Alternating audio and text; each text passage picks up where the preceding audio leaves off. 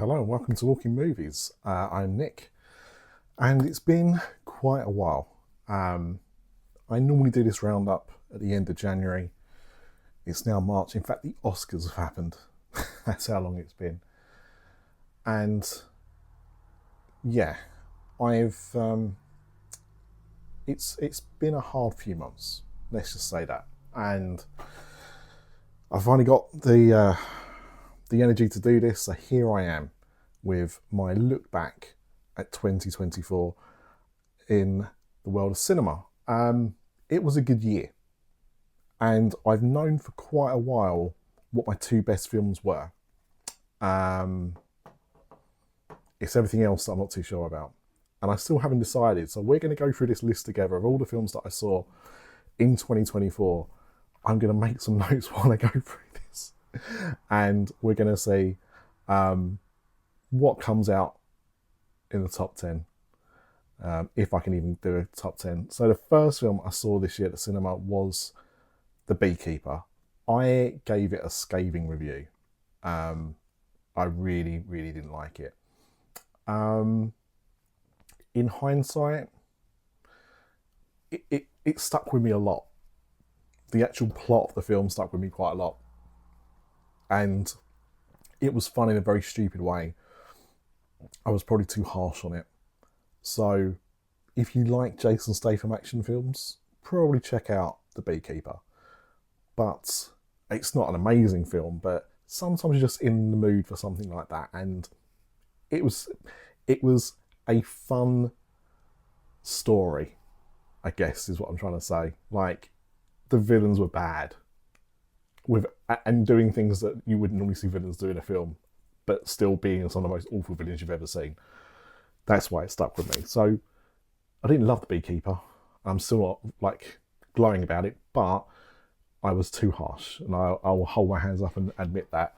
The next film I saw this year, I didn't actually see it at the cinema, but I did watch it on a plane, and it was Mean Girls, the musical of the film, which was done as it wasn't a film performance, it was a movie musical based on the movie Mean Girls.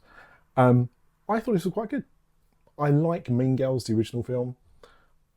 I didn't love all the songs in the musical version, but I liked what they did with it, and it was fun. It was entertaining. If you like musicals, it's something I could easily recommend.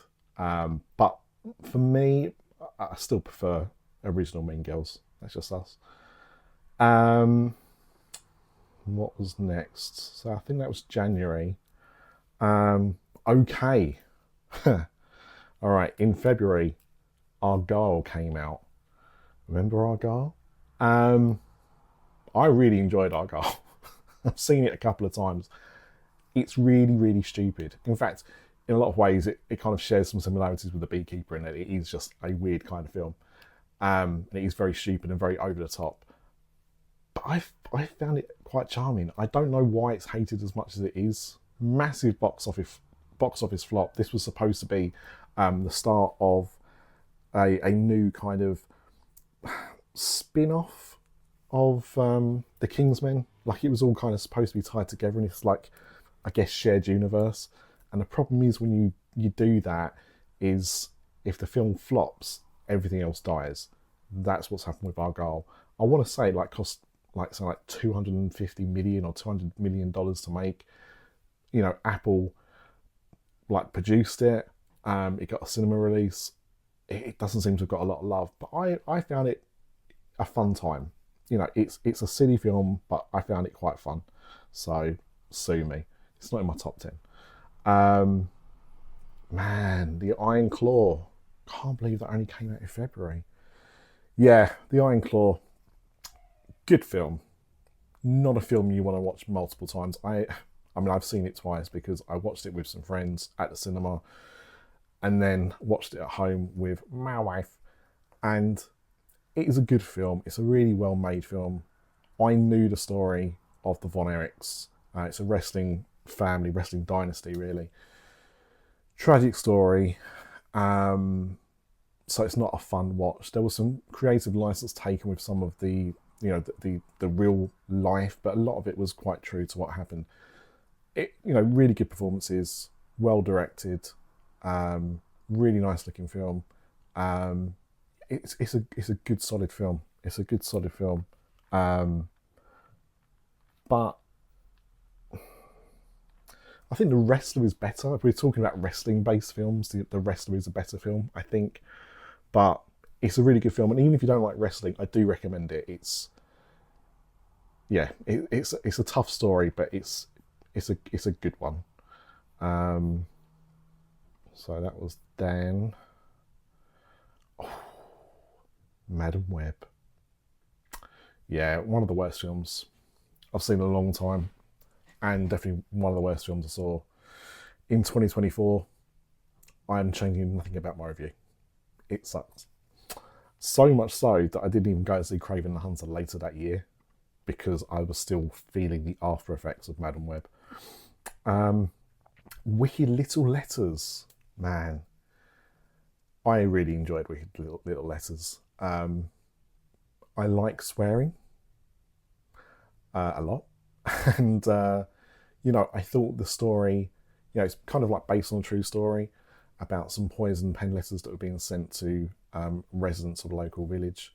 I think the 1910s, 1920s, something like that. Olivia Colman, Jessie Buckley. I found it really funny. I thought the performances were all good. I found it entertaining and compelling and funny. If you don't like swearing, this film isn't for you, but I had a great time with it. I really recommend Wicked Little Letters. I'm going to write that down as well. Okay, what is next?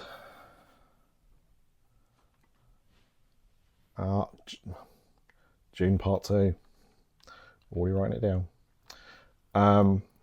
I had not seen Dune when it came out. I kind of wanted to, but I just didn't get a chance to see it at the cinema. And I tried to watch it on a plane, and I was like, you can't watch a film like that on a plane, like on that tiny screen. And just before Dune 2 came out, they re-released Dune 1. I had an IMAX screening of it, so I went to go and see it, and really enjoyed it. So I was really looking forward to Dune 2. I mean, it's a solid film. I mean, both Part 1 and Part 2 are beautiful looking films. Denis Villeneuve is an amazing director visually. They're both amazing. You've got Blade Runner 2049, another beautiful looking film. Sicario, that's just a few. Like he makes really visually stunning films, no matter what the subject is. So I will always appreciate his work. I think I've only had the chance to see this once. I have not been able to get a chance to see it a second time, but I think I preferred this one to the first part. But they're both really solid parts. I mean, I get the hype. I understand why they're so beloved. I can't wait for part 3, which is going to happen. It's going to happen. I forgot to mention Poor Things, because it came out in 2023, but late 2023 in America. Came out here early 2024. I liked it. I didn't love it. Can't remember if I gave it a 7 or 8, but yeah, I mean, it was a good film. There was things I really liked about it, and there was things that I wasn't quite so keen on. Overall, a good film, but not one that's going to make my top 10. And then we had Drive Away Dolls, which I'd seen a trailer for, thought it looked really good, and was really looking forward to it, and had a great cast, but it just wasn't funny. It wasn't really that entertaining. I think it's about 90 minutes, and it felt like 2.5 hours. Like, it really, really dragged. And yeah, I was just really disappointed with it. Really disappointed. I really was expecting to love this film, and just didn't. So it was a real shame. Ghostbusters Frozen Empire. Now, I really liked Afterlife, but when you've seen it a couple of times, you kind of realise it follows the same kind of like Jurassic World, The Force Awakens kind of thing, where it plays bits of the greatest hits to, you know, like remember this, remember how great this was. I thought Frozen Empire was a lot of fun. I think that's controversial because I don't think it did so well as Afterlife did, and yeah, just when people that I talked about just don't seem to have enjoyed it in the same way. Yeah, it did $200 million worldwide. That's not, yeah, it's not great. But yeah, look, I enjoyed it, and I went to Halloween Horror Nights because one of the houses was based on Frozen Empire, and I really had a good time going around the scary maze that they created based on the film. It reminded me in some ways of the cartoon, in how they was kind of like telling the story. I thought it was a lot of fun. If you like Ghostbusters, hopefully you'll like it as well. But it does seem to have divided people more than Afterlife. I think it's probably a better film overall. Immaculate. Sydney Sweeney, great performance. A quite unforgettable ending. Quite tense, quite spooky. A lot of tension there. It was good. It was solid. You know, it's not going to be like a top 10 film, but yeah, I mean, I enjoyed it enough.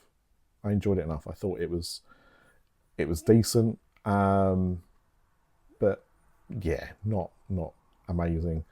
What we got next? Godzilla Kong: The New Empire. Again, very harsh on this film, and I think it was because it had come so soon after Godzilla -1 had come out, and we saw what a real kind of like kaiju film could be, and then we got this. Look, I'm going to kind of like retract a little bit, like I had with The Beekeeper. It's not terrible. I think it's just it has its place, and it clearly has its audience.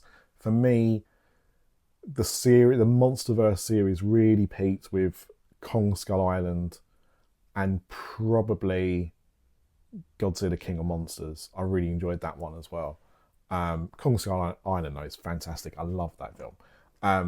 The others kind of like I've got a bit more cheesy. They kind of feel a bit like the Jurassic Park sequels have in a way, but obviously with much bigger monsters.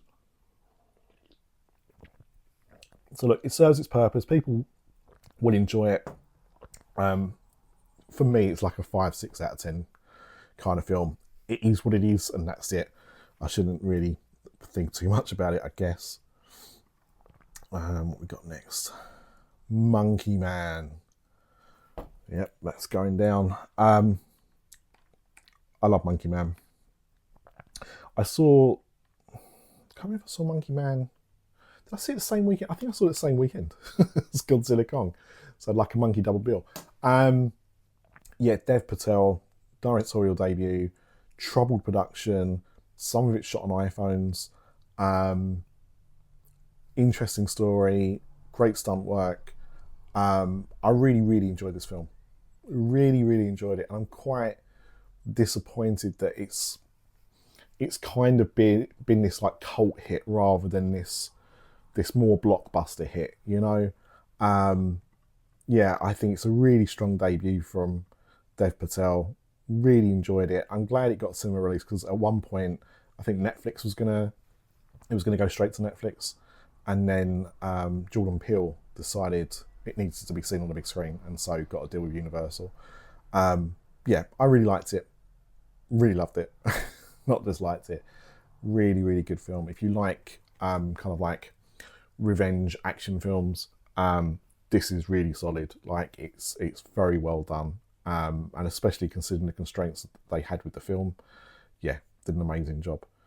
Civil War. Civil War. Well, probably a bit too close to reality, isn't it nowadays?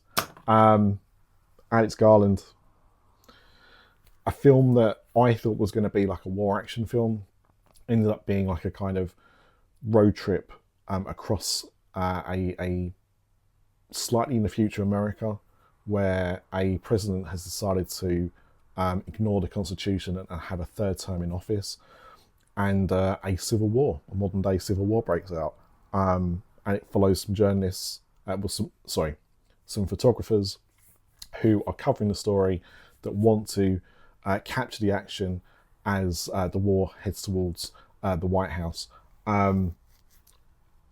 Thoroughly enjoyed it. As I said, it wasn't what I expected it to be, and I was kind of like, I wasn't grateful for that, but I appreciated what the film was actually doing, and yeah, it stuck with me for a long time. And I've yeah, it's another film like Monkey Man that I've recommended to people because I think Civil War did pretty good at the box office, but do you know what I mean? Like, it was still not like this huge blockbuster. So I really like Civil War and highly recommend it. Yep. Okay, what's next? We're still in April at the moment. The Book of Clarence, man, that film just died a death. No idea why. I really enjoyed The Book of Clarence. Lakeith Steinfeld. I love him in everything anyway. Like, I first saw him in Atlanta, I think. Or was it that? Short Term 12. No, I think it was Atlanta I saw him in first and then saw Short Term 12. But anyway, like, I really like him as an actor. I think he enhances projects that he's in. He's the lead in this film. It's kind of a play on the story of Jesus. A little bit Life of Brian, a little bit Jesus Christ Superstar without the singing. I really enjoyed it. I thought it was a really entertaining film, and I'm disappointed that it just flopped. I really thought it was going to be a big deal, and maybe because of the religious tone, it just didn't get the audience that it should have done. You know, things like in America, they don't take too kindly to. So yeah, maybe that was it. Challenges came out, and I still haven't seen it, so I can't talk about it. Boy Kills World. Man, it really didn't do well in the UK. I didn't realise that. Boy Kills World. It's like John Wick mixed with a video game mixed with Looney Tunes. And it follows somebody who can't talk. And so you hear he's in a monologue while people are trying to talk to him. And I thought it was really funny. It wasn't as good as I hoped it would be, but it was fun. It was fun in a way like films like Crank were, another Jason Statham vehicle. You know, it was very silly, very over the top. You know, some of the violence was so over the top, it made you laugh rather than be repulsed by it, even though it was quite gory. I had fun with it, but yeah, I mean, I'm not going to say like it was one of the best films of the year. It was good. It was good. That's it. That's all I can say. Just looking here because I think one slipped through the net. Which is weird. But Abigail. Yeah, Abigail. Really interesting film. It stars, and I forgot her name. Oh God! But the girl who was Matilda in the musical Matilda. I think she's a cracking little actress. She was also in Pretty Little Letters, Pretty Little Lies, Wicked Little Letters. God, it's such a hard title to get. Wicked Little Letters. Yeah, and I think she's a really fantastic actress. In this, she seems to be a vampire. That's what the trailer tells you. I'll let you make your own judgments on that.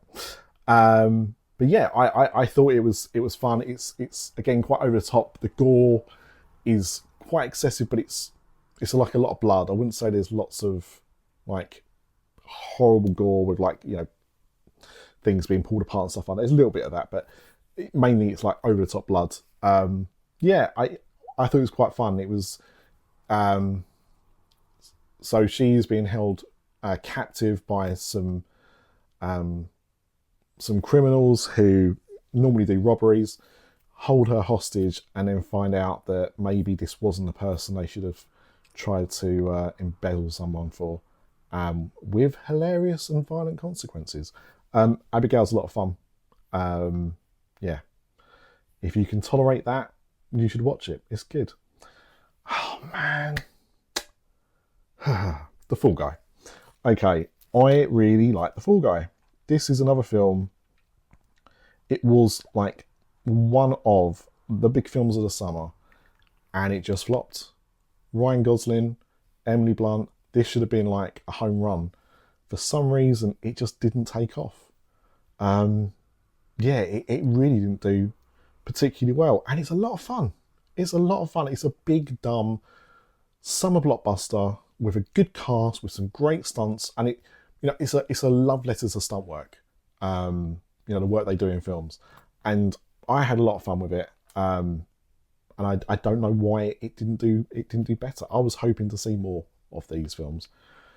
I think it's a one and done, and that's a real shame. It's definitely my favourite film by the director, I think. I don't know, I like Bullet Train as well. Anyway, it doesn't matter. Like, it's a good film, and yeah, people shouldn't sleep on it. It's a lot of fun. You should really go and watch it. Love Lies Bleeding. I didn't see this when it first came out, and in fact, one of the reasons I've tried to delay doing this was because I was still trying to catch up with some films. This was one of them. I really liked it. Set in the 80s.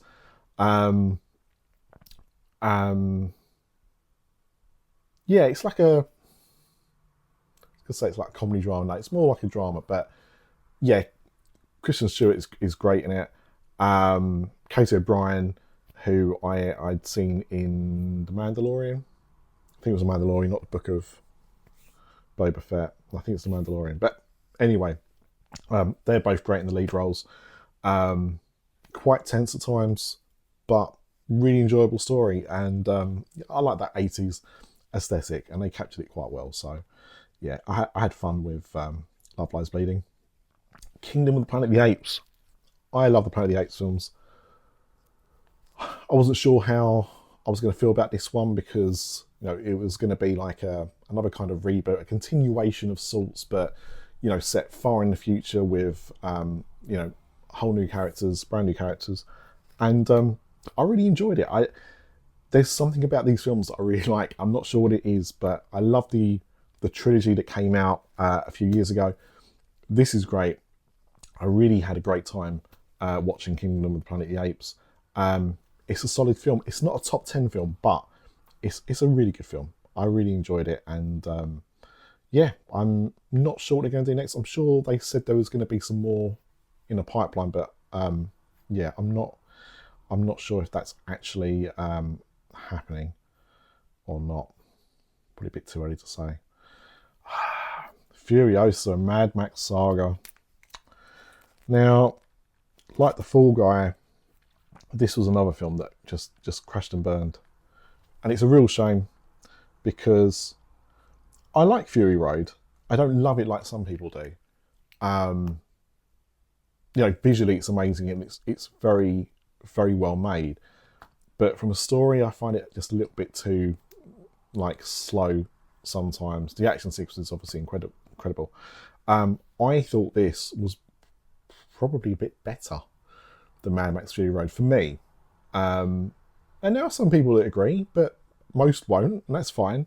But I really enjoyed it, and I was really, really gutted that this flopped because we're not going to see another one of these now in this series. I know this one took a long time to make, but it was a really solid film.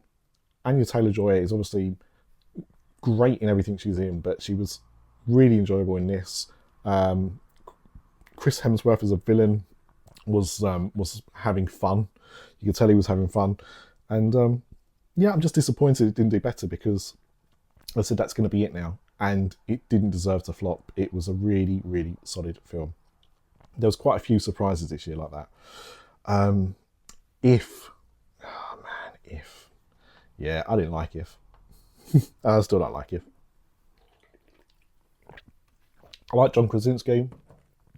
I like the cast. I like the concept. I just didn't like the story. I think it was too safe. It was trying too hard to kind of like make you feel the emotions, and I just, yeah, I just didn't appreciate it. That's it. That's it. You know, that's my opinion. My daughter loved it. She's more of the target audience, obviously, but for me, it just didn't work, and it's a shame. But hey, that's what opinions are for, right? Um, man, 14th of June, Inside Out 2. I think it's the. I think it was the second biggest film at the UK box office. Or was it first? Toss up between that and Deadpool and Wolverine are like really close. Inside Out 2. A sequel no one asked for. Really good. Yeah. What more do you want me to say? It's a really good film. I enjoyed it a lot. There were things that really resonated with me, similar to the first Inside Out, but there was definitely things that I kind of like connected with and appreciated, and just found it a really entertaining film. So I understand why it's done so well.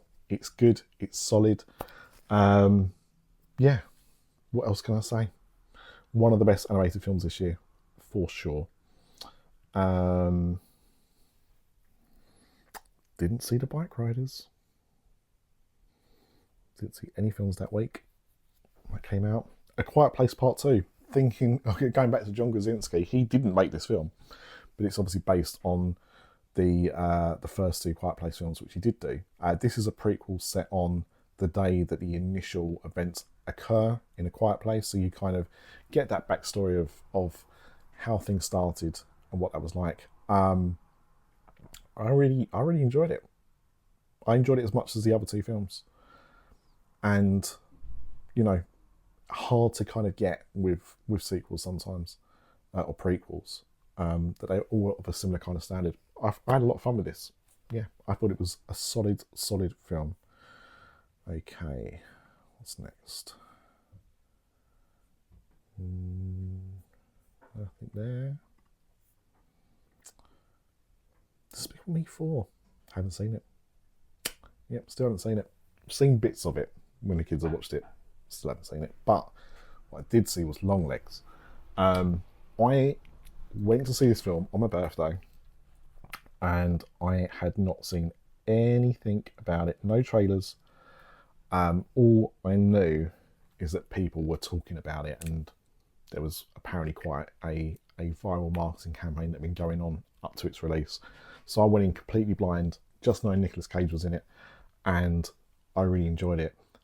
I understand that some people that saw it based off the hype were disappointed. I think going in blind, not knowing anything about it, was why I enjoyed it so much. I thought it was really solid, very tense. Didn't love the ending, but I understood it. That kind of like let it down a little bit, but I thought it was a really interesting film, and yeah, one that I recommended to people and think is well worth watching. Yeah, very enjoyable. What is next? Oh, Hundreds of Beavers. I forgot it came out then as well. It's not a film for everybody, is it? I don't know if you've seen Hundreds of Beavers, but it's basically a black and white, silent, modern day comedy. Well, it's not set in the modern day, but what I mean is it's like The Artist. It's kind of like replicating that style. It's about a man being chased by hundreds of beavers, and the beavers are all people in mascot costumes. To give you an idea of the kind of film that it is, it's not for everybody. I appreciate. I found this fascinating.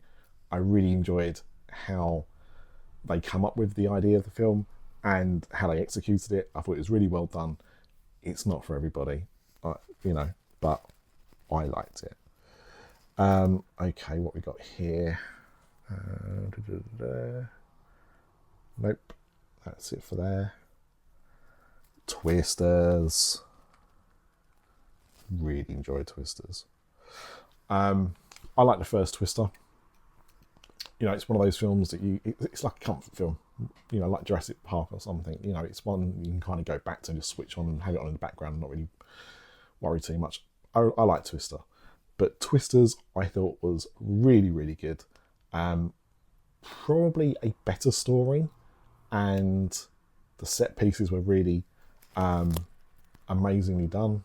Obviously, you know, technology's advanced, so you know things will be a bit like different and whatnot. But I was surprised with how much I enjoyed Twisters, and I saw this in 4DX. The absolute perfect way to see this film was in 4DX.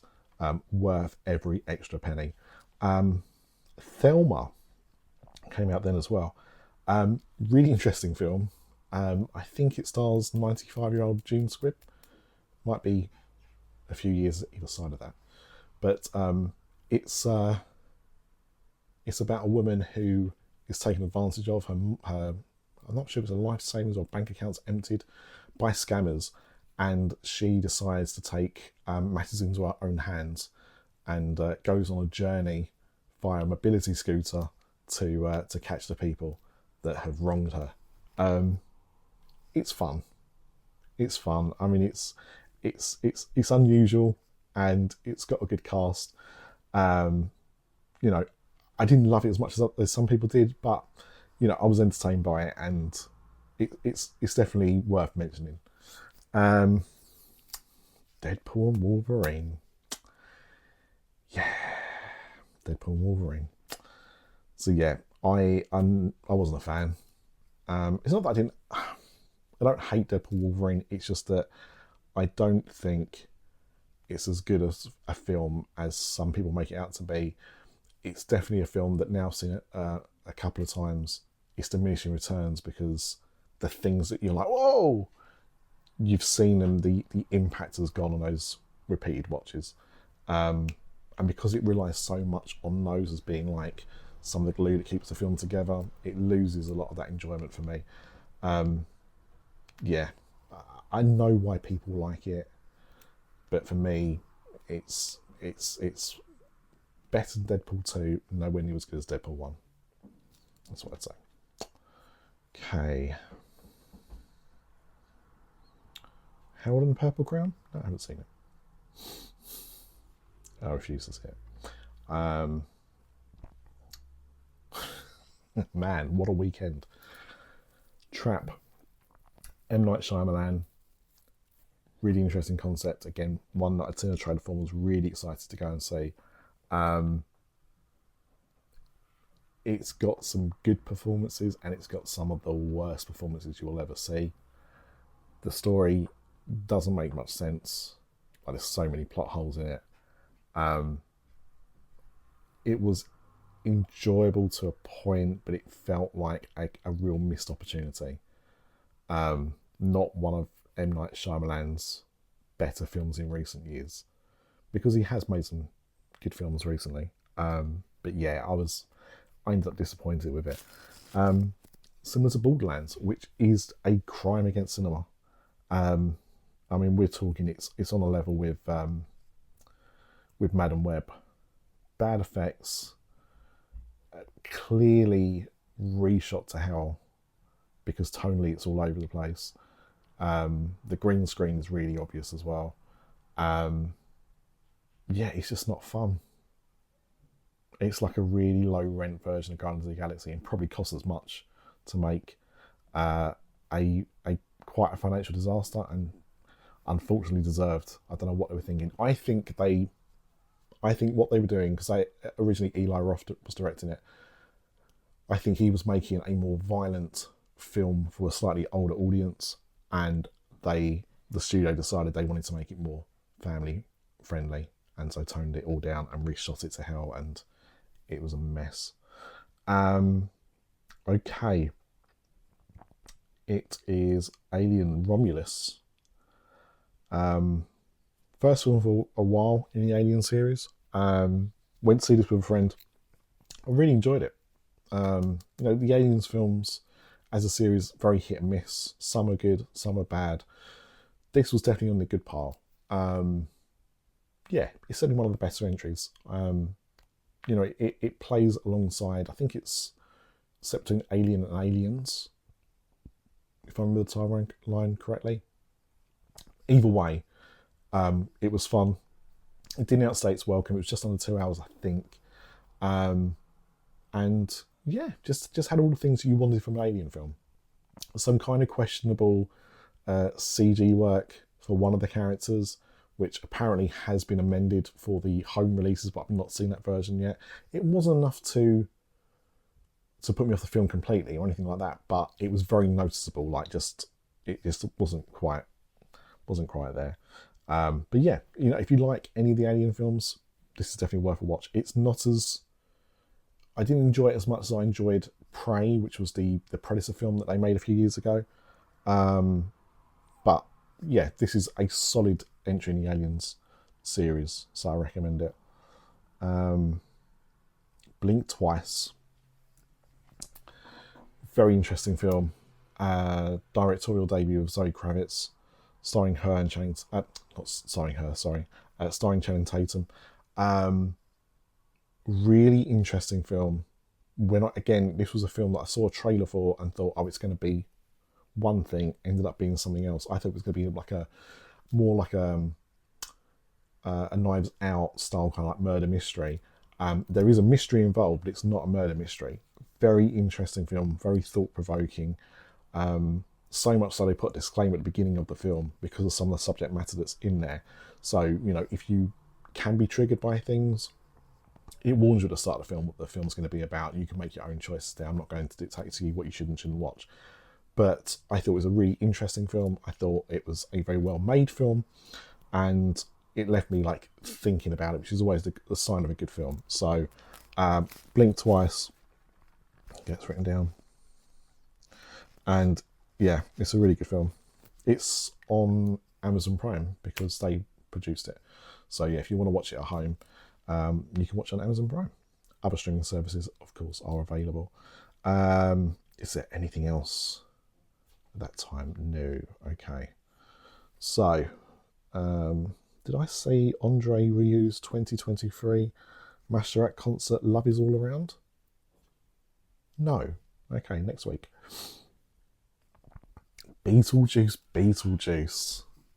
Now this is what happens. I think this is the reverse of Deadpool and Wolverine for me in some ways, because I enjoyed Deadpool and Wolverine, but I kind of said, yeah, it was good, but the nostalgia factor means that when you re-watch it, the things they do, you're not going to enjoy it as much. I think I had this same thing with Beetlejuice. I think I went in there really hoping for something that was, really enjoyable and kind of up to the par of the first one. And I think I might have over-egged it a bit. I think I gave it an 8 out of 10. It's probably nearer a 7 out of 10. I still think it's a solid film. It is a decent sequel to a film that is a cult classic. But maybe I enjoyed it a bit too much because I was just feeling it at the time. But it's a solid film. I still stand by that. I still recommend it. If you like Beetlejuice, of course. If you didn't like Beetlejuice, it's probably not going to change your mind too much. But I had a lot of fun with it. I think they did a good job. I like the effects. I like the casting. There's a storyline in it involving an ex-wife of Beetlejuice, which seems it's there for no reason. Doesn't really drive the plot forward at all. And it just feels very out of place with everything else going on. So it's not a perfect film. And I do wonder what happened with that. Was stuff cut out? It must have been stuff had been cut out, because otherwise, yeah. But yeah, it could have done with another few rounds of the script being polished. But for a sequel to a film that had been that beloved and had taken that long to make, and Michael Keaton still being as amazing as he was back in 1988, it's a really fun film. So if you like Beetlejuice, I recommend it. Was there anything else that week? Oh yeah, that's the week I went and saw Batman Forever at the cinema for the first time in 19 years. 29 years. Oof. And I still love Batman Forever. Sorry. Okay, was there anything here? No, not that week. The Substance. Now, I didn't see this at the cinema. I just recently caught up with it at home. Obviously, by that point, the Oscars and the award season hype was going around it. I liked The Substance. I thought it was a good film. Did I think it was that great? No. There were things I thought were really great about it, and the special effects are really good. And obviously both of the leads are amazing playing the same character. But yeah, I don't know. I think if I'd seen it without the hype, I probably would have felt, this is The Substance to me is what Longlegs was to other people. Like, I think if I'd have seen it without hearing all the hype about it, I might have enjoyed it a bit better. I thought it felt very much like an episode of Black Mirror. And yeah, I didn't enjoy it as much as a lot of people did. It's still a solid film, but I don't think it's going to make my top 10.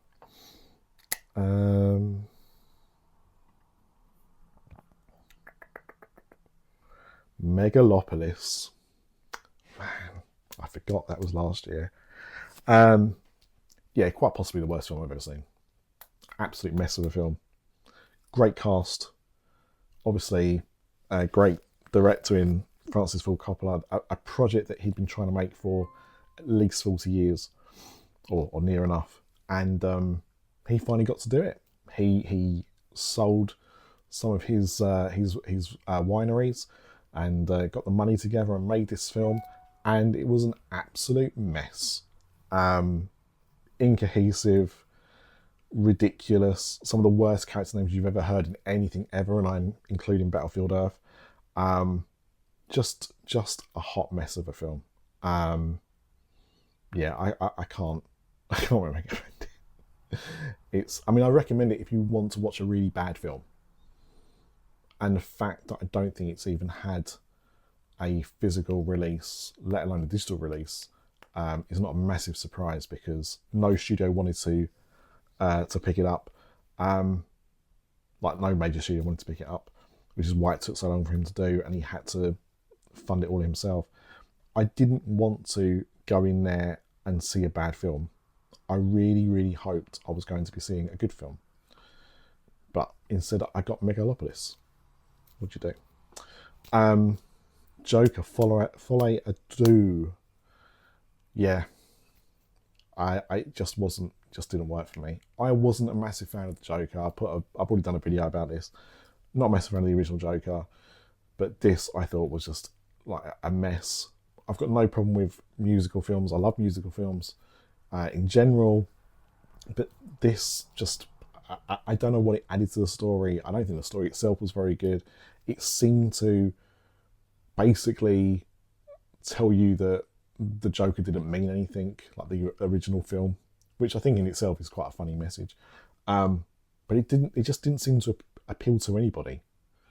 It didn't please the fans of the first film, and yeah, I know some people enjoyed it, but I didn't. My wife did. I didn't. It's a shame. A Different Man. What an interesting film this is. Again, one I only caught recently because it kind of came and went at the cinema really, really quickly. Very disappointing that's what happened. But yeah, I thought it was a really good film. Adam Pearson is a actor, writer, presenter who has a type of facial deformity. And in this film, Sebastian Stan plays somebody who has the same condition and is offered a treatment to remove that from him and for him to appear without disfigurement. And then Adam Pearson plays a character who suffers with that condition. They're writing a play about it, and he thinks there's something funny about Sebastian Stan's character. He's not wrong to challenge him about it. I really liked it. I really, really thought it was a good film. It wasn't. I did really enjoy it, but it did. I don't think it was funny as it had wanted to be, or it had been made to look in the trailers. Um, but I really liked it. I thought it was a lot of fun, and I'm more annoyed actually that Adam Pearson just wasn't. He was kind of completely ignored for any of the awards that were going on. I don't know why. You know, he did a good job in the film. So yeah, I'm not sure. Um, Strange Darling. I missed Strange Darling. I thought there was something missing on my list, and yeah, that was it. Strange Darling. So yeah, that's being written down because phenomenal. Again, it was a film. I've seen a trailer for it.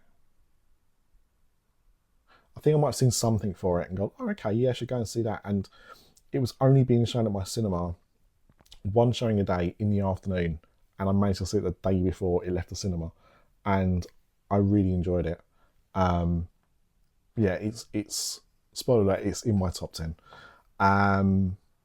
Okay. Oh yeah. Before I go on to the next one, Strange Darling. So yeah, it's a thriller about a serial killer, and that's all you need to know going into it. Let the film unfold. It's not what you think it's going to be. It's a little bit Tarantino. Some really good music choices. Like the score is really, really good. Shot really well. Like, looks beautiful. Just one of those genuine surprises which more people should be talking about and they're not, and that is upsetting. So yeah, Strange Darling, check it out however you can. I think it might be on some streaming platforms by now. So yeah, it's fantastic. Watch it. Transformers 1. So the trailers leading up to it, I had no interest in seeing Transformers 1. You know, I've always kind of like had a bit of a thing for the franchise since the toys and the cartoon and the cartoon film, the original. But I'm not like a massive Transformers fan. But the trailers for this did not make it look like it was going to be fun. This was like an origin story of, a pre-Optimus Prime and a pre-Megatron. So yeah, I didn't really have much interest in seeing it. But then some people that I know that was, because it came in America first, had seen it and really enjoyed it. And I thought, well, I need to give this a go. And I'm really glad I did. It's a really solid film. And, it's not done very well. Again, it's another film that didn't do very well. You would think because of the Transformers brand, it would do. I think, as I said, the trailers didn't make it look great. And obviously the last few live action films have also not been great. Maybe that contributed to it. Transformers 1 definitely deserved better. And I'm kind of sad because I don't know if we're going to see any more. And that is disappointing. The Wild Robot. Yes. I love The Wild Robot. I thought it was a really, really nice film. I love films with robots. I've said this before. And this was a really good one. I'm not familiar with the books, so I don't know how it kind of compares in that way.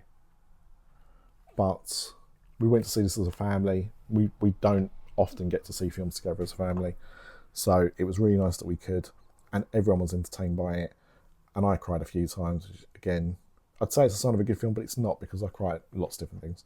But it's a good, solid film in a year when there's been some really good animated stuff. So yeah. Okay, I think that's it for that week. Venom: The Last Dance. Well. Yeah.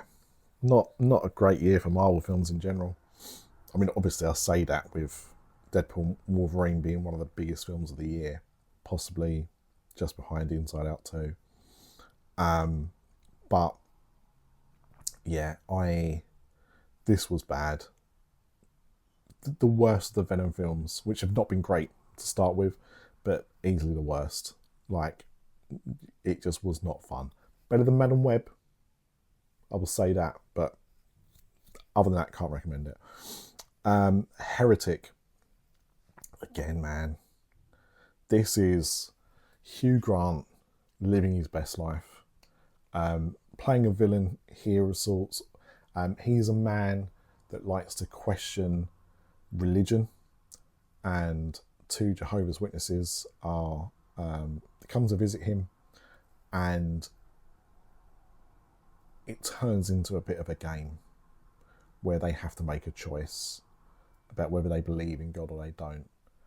And again, that's all you kind of need to know going into it. Great performances from everybody, but Hugh Grant is just loving life right now. Every performance he's doing at the moment is just fun, and he looks like he's having fun, and you feel it when you're watching it, you know. So yeah, really, really good. It's a horror film, but I mean a very mild horror film. Like, if you're not a big fan of horror, you can probably watch Heretic. There's not much to it other than that. Juror number 2. Oh my god, I forgot about Juror number 2. Clint Eastwood, Nicholas Hoult, Toni Collette, and a cast of others. This had a very strange release, really limited release in America, a slightly wider one in the UK, but it's kind of just flown under the radar.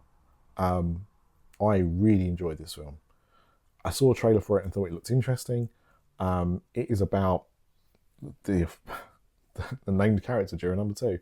It's about he's a juror for a case, and people on the jury may or may not know more than they're letting on about things, and it's tense and it's gripping, and you're trying to work out morally the right and wrong things that can happen during a trial like this. And yeah, I think I found it thoroughly interesting, good performances, and I'm just disappointed that it got just dumped on when just weeks before Warner Brothers had released Joker Folie à Deux, and they just dumped this out as tried to get it as hidden as possible. This is a superior film in lots of ways. Yep, that's what I saw that week. I didn't get a chance to go and see the re-release of Godzilla -1, unfortunately. Okay, this was the most interesting dog film I've ever done in my life. So I went to see Paddington in Peru Sunday afternoon, and then Sunday evening, about 40 minutes later, I went to see Anora, because again it was kind of like limited showings at my local cinema, and I just managed to find a screening where there was enough gap in between that I could go and get something to eat and drink before starting the next film. So Paddington in Peru, I love Paddington 2. It's one of the best films ever. It's definitely up there. Like, it's a great film, so enjoyable. Then we got and the first Paddington's good, but Paddington 2 is something special. Paddington in Peru, it felt very much like someone trying to make a Paddington film. I know it's weird to say, but going into it, you knew that it was a different director. You knew that Sally Hawkins was not going to be in this film. She'd left the role of Mother Brown, and they tried to keep the same feelings and vibe, but I just don't think this was anywhere near as much fun.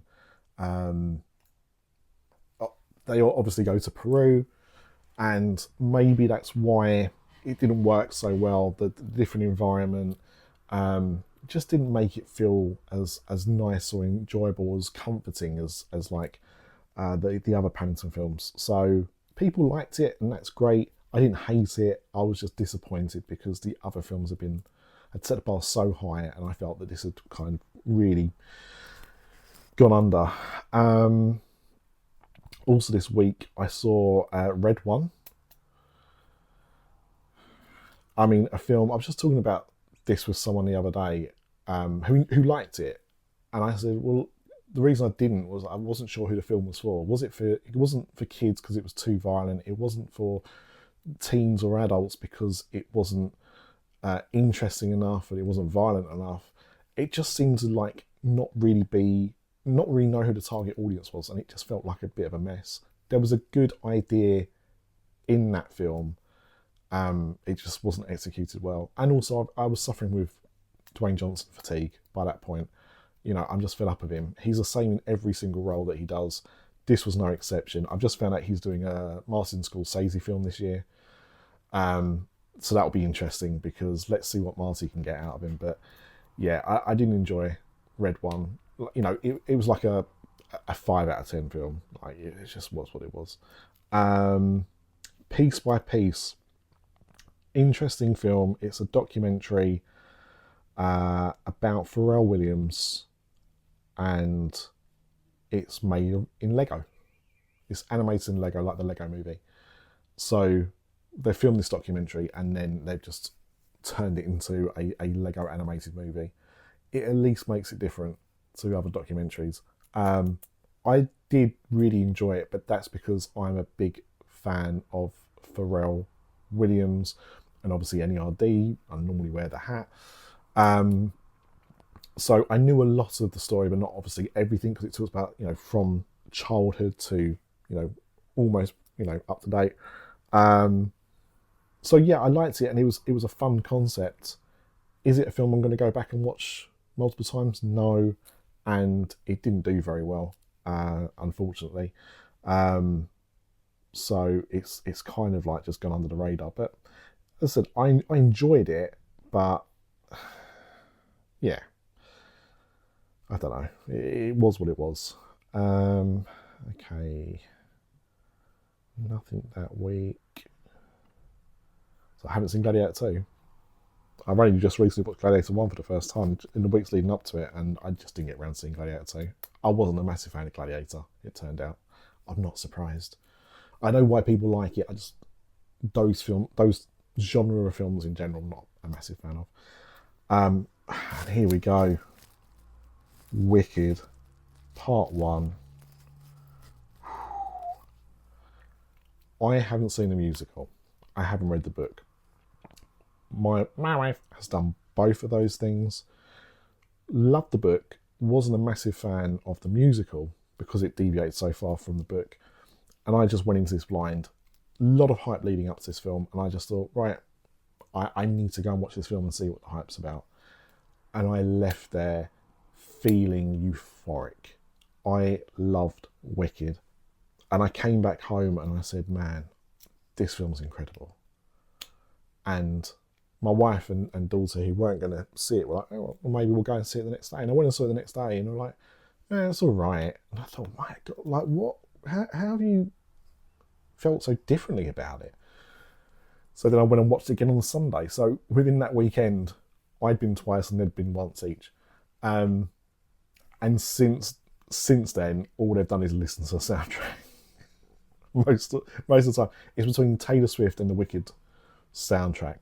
They listen to it in the car. So they've enjoyed it more, and they've watched it a few times digitally at home as well. So yeah, I think we've all seen it I've seen it about 3 times. I think they've seen it probably about 4 or 5 times now. So they do really enjoy it. I think maybe it hyped it up a little bit too much when they first saw it, but I think Wicked is a fantastic film. I think it looks beautiful. I think the casting's great. Cynthia Erivo is phenomenal. Ariana Grande is amazing. The singing's good. Obviously the songs are beloved by people. They were new to me, but I enjoyed them. And seeing it multiple times, I enjoyed those songs more. There were some songs on the first watch I was like, I didn't really remember that well. Seeing it again, I was like, really kind of feeling those songs. I really, really, really like Wicked. I Love how well it's done.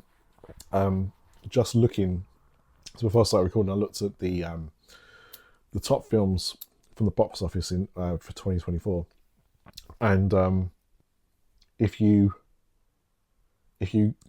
take into account what Wicked did in January, I think it played up to about the end of January.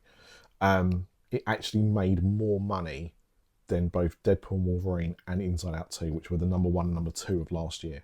So had Wicked released like a couple of weeks earlier, it would have been the biggest film at the UK box office in 2024, which I think is quite incredible.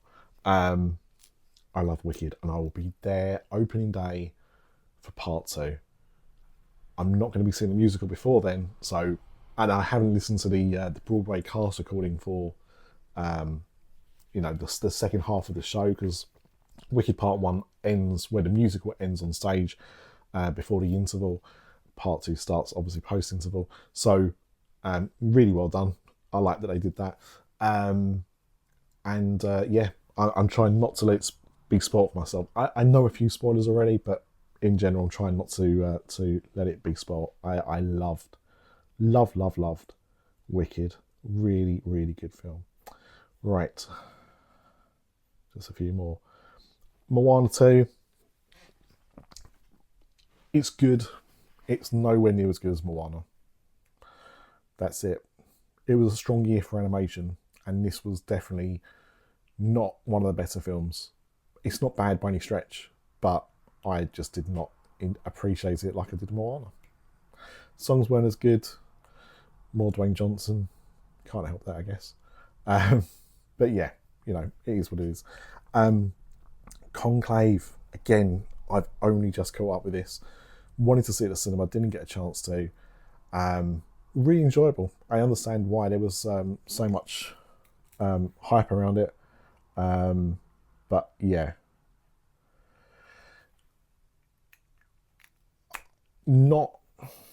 It's up there with the best films I've seen this year.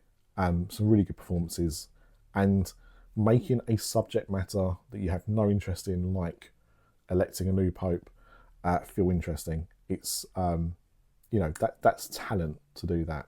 So I'll give them that for sure. Kraven the Hunter, didn't see. Lord of the Rings, The War of the Rohirrim, didn't see. Didn't get to see Queer either. I did want to see that, but I don't think it was showing at all near me. So I didn't see anything then. And then Mufasa, The Lion King. I did not like the 2019 Lion King. This is obviously a prequel to that, about the rise of Mufasa. And didn't like it. Worse songs, bit more boring. These films are just not for me. I don't think it did that. How was it did? I'm saying that. Did it do well? Oh yeah, it did. $700 million worldwide. That's incredible. Such a mediocre film. But yeah, anyway, that happened. And then I think that's the last couple. Yeah, so Sonic the Hedgehog 3. I saw this the same day as Mufasa, and I really liked Sonic the Hedgehog 3. I turned off Sonic the Hedgehog 2 when we watched it at home because I was enjoying it. I liked the first Sonic, but I didn't enjoy Sonic the Hedgehog 3. Sonic 2, but Sonic the Hedgehog 3, I had a lot of fun with. Like, it gave me what I wanted from a Sonic the Hedgehog film, I guess. Just enjoyable. So yeah, I thought it was a lot of fun. Not one of the best films of the year or anything like that at all, but yeah, for family friendly films, it was good. I was pleased to see it, and yeah, it entertained me and it surprised me. And that's all you want, really. And also Better Man, the Robbie Williams biopic where he's played by a chimpanzee. When I first heard about this, I thought it was going to be awful. When I saw the first trailer for it, I thought it was going to be awful. Then I saw a second trailer for it, and I thought, this might be okay. So I thought I'd better check it out. And it's really solid. It's really solid. Um, yeah, it was a big surprise. It's by the director of The Greatest Showman. It's not as good as that. There's one dance sequence in there which is absolutely incredible. Um, but lots of the musical numbers are well done. But there's just one in particular on Regent Street which really like messed with my head. But yeah, I mean, it's been a massive flop. I think because Robbie Williams is just not a known entity to most of the world. Like he was like a very low level pop star in places like America. Like he had a few hits, but he wasn't like a big star like he was in the UK. I think that hurt the film, and it's a real shame because it deserved better than it got. Yeah, I take my hat off to it. It was a good film. It just didn't do very well. And then I'm just going to throw it out there because it came out on the 1st of January officially in the UK. Nosferatu, because I don't want to talk about this in 12 months' time. My first Rupert Eggers film. Rupert Eggers or Robert Eggers? My first Eggers film. I hadn't seen any of his other stuff, though I wanted to, I just never got around to it. Nosferatu is obviously a classic retelling of the story of Dracula. I mean, it was a rip-off of Dracula to the point where they had to like burn copies of the film because of the plagiarism with it. Obviously, all of that's gone now because of the public domain and the sands of time. But Nosferatu has been told a couple of times, and it was very similar to the story of Dracula. I thought it was really good. I thought the acting was good, the sets were good, the casting were all in, they all did a good job. Visually, a beautiful looking film, whilst looking horrible at the same time. If that makes sense, because it's all gothicy and decrepit and stuff. But yeah, I just thought it was a good film, a really enjoyable film. Not one of my favourites of the year, but it's definitely worth a watch. I did enjoy it. I think its biggest obstacle was the fact that it's such a well-known and well-trod story before anything to do with Dracula really, and so you've kind of got that going against you. But they did a good job with it. It's just if it felt more original, then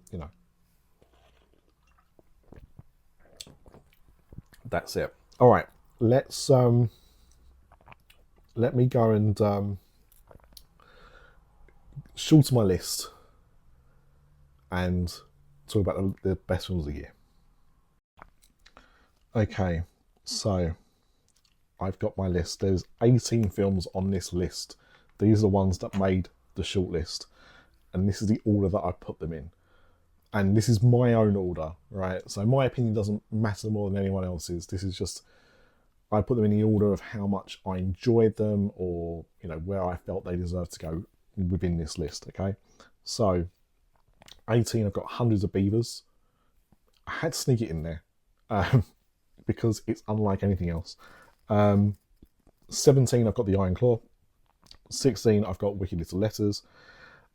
15, I've got Conclave. 14, I've got Blink Twice. And 13, I've got The Wild Robot. 12, I've got Dune number 2. 11, I've got Twisters. 10, I've got Longlegs. Number 9, I've got Furiosa, Mad Max Saga. 8, I've got The Fall Guy. 7, I've got Inside Out. 6, I've got Dune Part 2. At number 5, Monkey Man. I really enjoyed all of these films. I really enjoyed, but as I said earlier, Monkey Man, I think considering all the troubles it had. You know, it started filming during the pandemic. A backer pulled out. They couldn't pay people. They had to, you know, do things with reduced cast. All the post production issues. The fact they got the film made and how amazing it's turned out.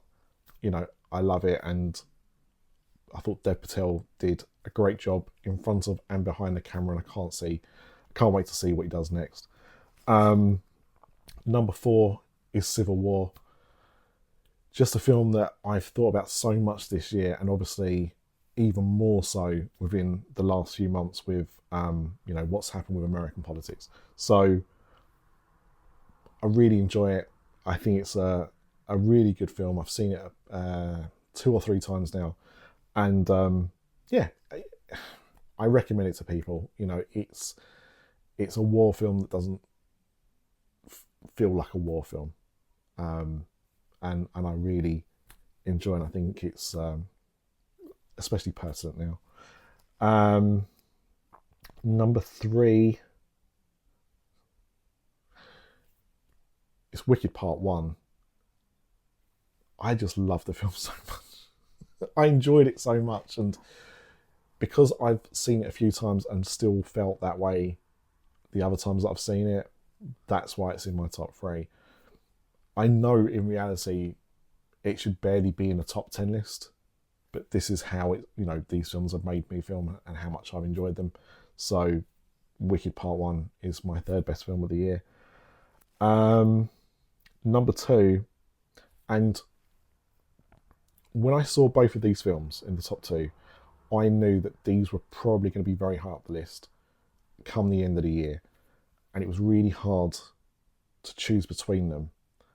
And how I decided it was I watched both of these with my wife, and it was watching them again, how I felt the second time watching them, and what she thought of the films as well, kind of like led me to make the decision. So number 2, in a very close race, is Strange Darling. I just hadn't seen anything like it before, but the way this was done was innovative.